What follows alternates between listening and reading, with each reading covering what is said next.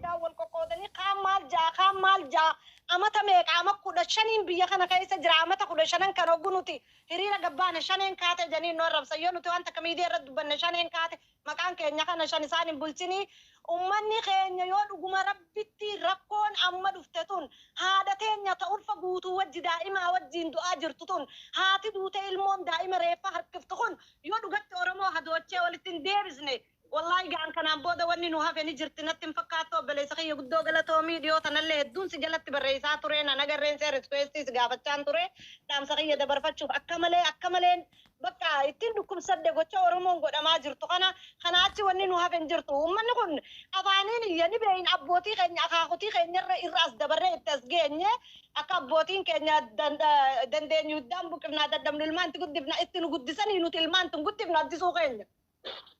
Yaa egaa fayyaa ta'ee ammoo qabsoon Oromoo kuni wanne walii keenyatti halloo walitti qabachaa deemnu miti.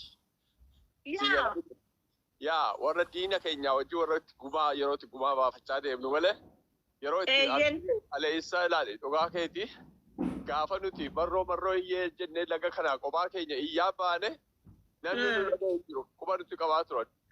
Amma yoo ammoo sun darbee gaama gadaan sun darbeeti har'a galagalchoo taateeti. Simogee isaanii argitee saayidii qabatee namni ga'e sun waan gaarii miti ammoo wanti jabduun maali qabsoon amma dhaaba siyaasaarra darbeera. Qabsoon Oromoodhaa har'a akka Oromootitti mormii Oromoo irraa citaa jira. Waan wooboo ta'eefii miti. Maqaa shanii Oromoo hundatu kan mootummaa deeggarus kan hin deeggarres kan mootummaa keessa jirus kan hin jirres. Jarrinu akka hoolaatti nu qalaa jiran. So sanarraati fagaanne qabsoo keenya sanarraa bahee saniifuu agartee qabsoon amma ka qabsoo kana geggeessaa jiru morma ilmaan Oromoo citee wandanii itti gale waan ta'eef namni keenya kana beekee garaagarummaadhaan wallaaluu dhiise tokkummaan yoo mormi Oromoo cite tokko nun godhin egaa. wanni tokko nu godhun jirtu addisuu keenya galatoomii dhugaa rabbii waan gaarii jirtanii wallahi asittillee kun amma baallama qabatanii yoo rabbi jee torbaan dhufu kana hiriira guddaa geggeessuu deemanii albartallee torontollee akkasuma waliin dubbatanii jiranii inshaallah rabbi nu gargaaru ta'ammaan booda wanni hafeen jirtu wal bira dhaabbannee wal jajjabeessinee hawaasa keenya buqqees agartee nurraa wanni ta'es bira dhaabbannee humna qabnuun ambarra lammii booda wanni si hafeen jiru beekadhu addisuu keenya. Dhugaadha yaa. Kana waan ta'eef jabaachuu qabnaa tadurirra amma jabaannee fuuldura deemuu qabnaan siin jaa jajjabaadhaa rabbi sin biraa dhaabbatu naa galatoome addisu. Yaa taa'aati.